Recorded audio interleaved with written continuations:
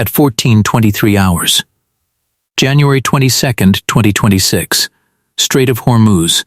The heat shimmered off the deck of the Michael Murphy, an Arleigh Burke-class destroyer conducting what the Navy calls a freedom of navigation operation and what Iran calls illegal provocation in Persian waters.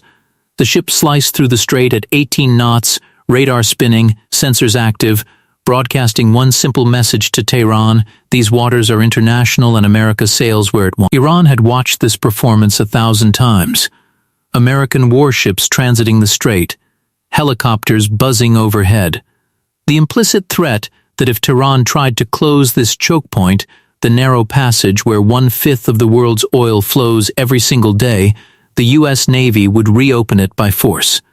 For years, Iran responded with fast boats and tough talk, harassment operations, radio threats, propaganda footage of Revolutionary Guard speedboats swarming near American hulls. But today was different. Because 6 months ago, Russia delivered something that changed the equation. 4 Sukhoi Su-35 flanker E-fighters, 4th generation plus air superiority platforms equipped with advanced radar, long-range missiles, and electronic warfare systems that made Iran's aging F-14 Tomcats look like museum pieces. The Su-35s were Tehran's new toys, and they were about to test them against the world's most powerful navy. At 14:23 hours, Iranian air defense radar detected the Michael Murphy entering the eastern approach to the strait. Within 90 seconds, scramble orders went out to Bandar Abbas Air Base. 2 Su-35s launched, afterburners roaring, wings swept back, climbing hard toward 30,000 feet. Their mission wasn't to attack, it was to intimidate. Fly close, lock targeting radar. Force the Americans to react, show the world that Iran could challenge U.S. warships in their own backyard. Russia had sold Iran the aircraft. Now Tehran would prove they knew how to use them. But what the Iranian pilots didn't know, what their Russian advisors hadn't told them, was that the U.S. Navy had been expecting this exact scenario. Planning for it. Training against it. And waiting for Iran to make the first move. Because in the Strait of Hormuz, the side that appears to be patrolling is often the side laying the trap. Rewind 96 hours.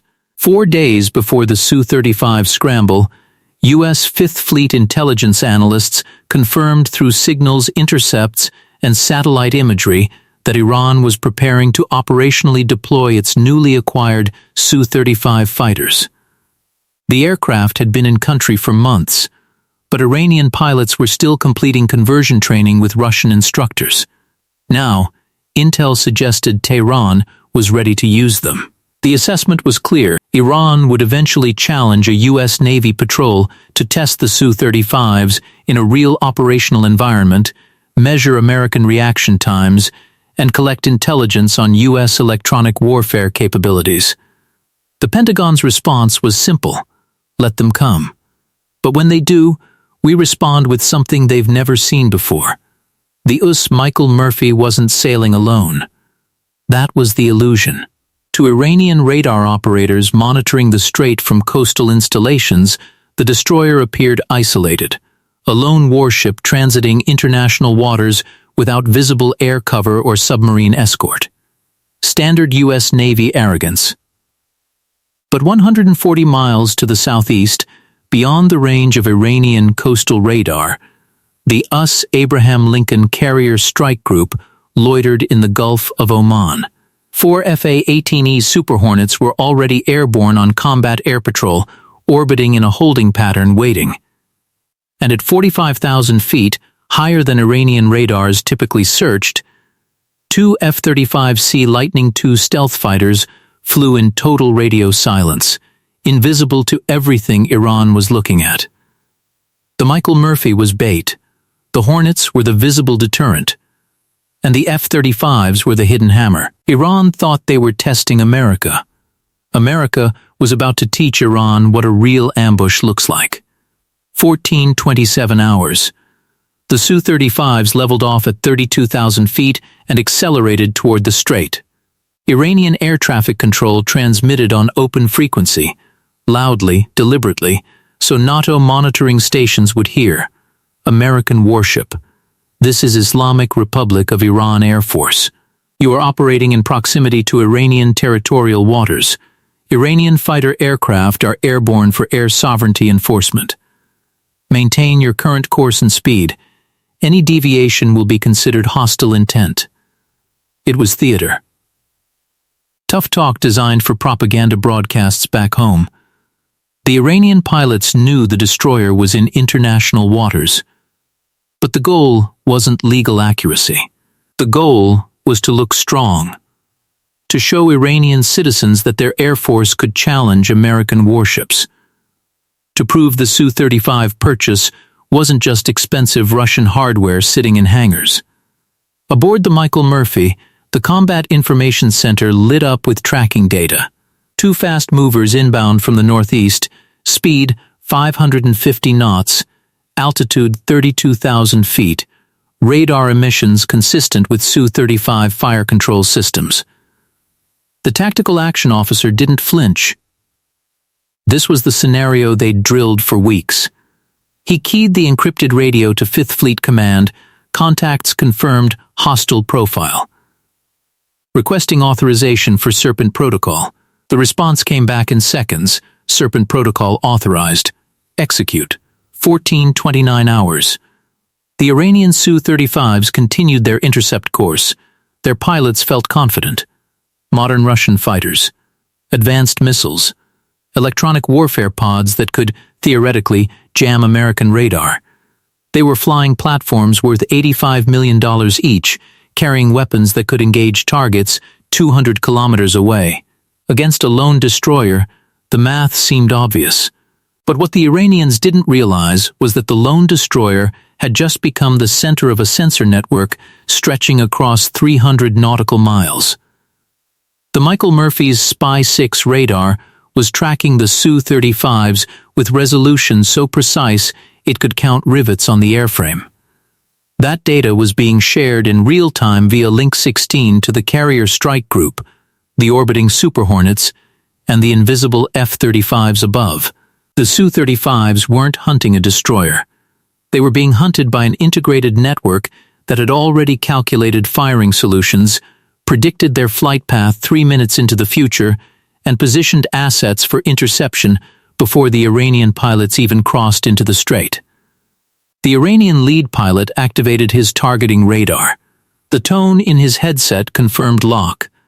The Su-35's Irbis-E radar had found the destroyer and was feeding targeting data to his R-77 air-to-air missiles.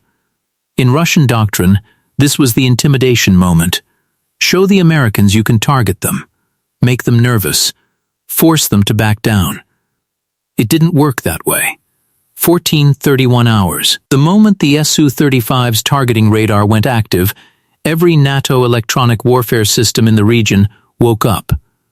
An E-18G Growler, an electronic attack variant of the Super Hornet that Iran's radar hadn't detected because it was flying 200 miles away, transmitted a precisely calibrated jamming pulse.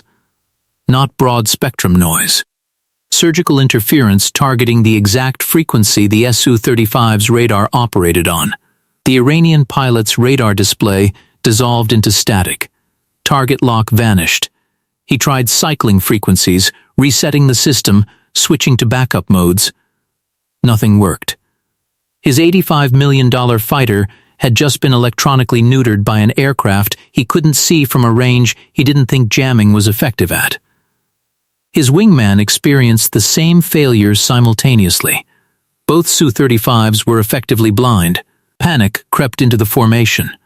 The lead pilot transmitted to Iranian Air Defense Command, "We've lost radar function. Possible electronic attack." Requesting guidance. The response was confusion. Iranian ground controllers could see the Su-35s on their screens. They could see the American destroyer. But they couldn't understand why their advanced Russian fighters, aircraft specifically marketed as resistant to Western jamming, were reporting total sensor failure. The answer was simple. Russia had sold Iran good aircraft. But Russia hadn't sold them the latest electronic warfare countermeasures. Those systems were reserved for Russian jets defending Russian airspace. Iran got export models, capable, but not cutting edge. And the U.S. Navy had spent months studying the exact radar and electronic warfare specifications of Iran's Su-35s through intelligence collection. They knew the frequencies, they knew the vulnerabilities, and they designed jamming protocols specifically to exploit them. 14:33 hours. The Iranian pilots made a critical decision. Without radar, they couldn't effectively target the destroyer or defend against potential threats. Standard doctrine called for immediate return to base. But Tehran had ordered this intercept as a show of strength. Returning after 3 minutes would look like retreat. So the lead pilot decided to continue the approach visually, descending to 15,000 feet where they could see the destroyer with their own eyes and make a low, aggressive pass to salvage the propaganda value of the mission. It was the worst decision they could have made, because the moment the Su-35s descended, they entered the engagement envelope of the most dangerous air-to-air fighters ever built. The two F-35Cs that had been orbiting invisibly at 45,000 feet adjusted their position. No radio calls, no radar emissions, just quiet maneuvering that placed them directly behind the Iranian formation at a range of 40 miles, close enough to launch missiles, far enough to remain undetected. The F-35's sensors tracked the Su-35s in perfect clarity. Infrared targeting systems locked onto engine heat. Advanced radar painted detailed images despite the Su-35's attempt at radar evasion. Every maneuver the Iranians made was tracked, analyzed, and fed into fire control computers that could have launched AIM-120 missiles and scored kills before the Iranian pilots even knew they were being targeted. But the F-35s didn't fire. Because the mission wasn't to shoot down Iranian fighters, the mission was to humiliate them. 14:35 hours. The lead Su-35 descended through 12,000 feet, now within visual range of the Michael Murphy. The pilot prepared for his aggressive pass, a high-speed flyby that would demonstrate Iranian resolve and give state media dramatic footage. Then his radar warning receiver screamed, not the soft tone of search radar, the piercing shriek of missile lock. Multiple locks, from directions that shouldn't have aircraft. His wingman's receivers screamed simultaneously. Both pilots frantically scanned the sky, searching for threats they couldn't see. A calm American voice transmitted on the emergency frequency, Iranian fighters, "You are being tracked by multiple U.S. Navy assets. We hold firing solutions on both aircraft.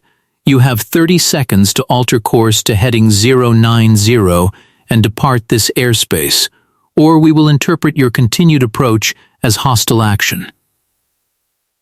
Acknowledge immediately." The Iranian lead pilot's mouth went dry. His radar was still jammed. He couldn't see who was tracking him. He couldn't target anything. And now he was being told that invisible American fighters had him locked and were prepared to fire. For 5 agonizing seconds, he calculated odds. Continue the approach and risk being shot down. Retreat and face humiliation back home. The decision wasn't hard. Survival beat propaganda. 14:36 hours. Both Su-35s banked hard to the east, afterburners igniting, climbing rapidly back toward Iranian airspace. No aggressive flyby. No propaganda footage. Just 2 very expensive Russian fighters running home with their tails between their legs. The Michael Murphy continued its transit, course unchanged, speed steady.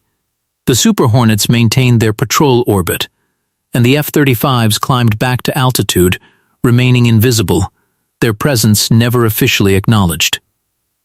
14:42 hours. Iranian state media would later report that Iranian Air Force successfully enforced air sovereignty, and foreign military vessels were reminded of regional security protocols. No mention of radar jamming, no mention of retreating under missile lock, No mention that their brand new Su-35s had been outmaneuvered by American systems they never even saw. But inside Iranian military command, the truth was undeniable.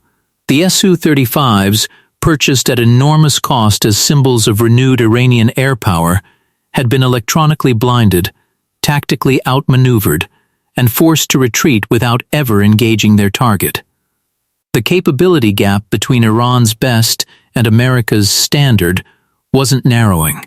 It was widening, and no amount of Russian hardware could close it without the training, integration, and operational experience that took decades to develop. The United States didn't cross any lines that day, didn't fire weapons, didn't violate airspace, just demonstrated, quietly, professionally, devastatingly, that challenging U.S. Navy patrols in the Strait of Hormuz wasn't a test of courage. It was a lesson in asymmetry. Iran scrambled Su-35s to challenge America. America responded with invisible fighters, electronic warfare, and network coordination Iran couldn't counter. The engagement lasted 13 minutes, and when it ended, Tehran learned what Moscow should have told them from the start. Buying advanced jets doesn't make you a modern air force.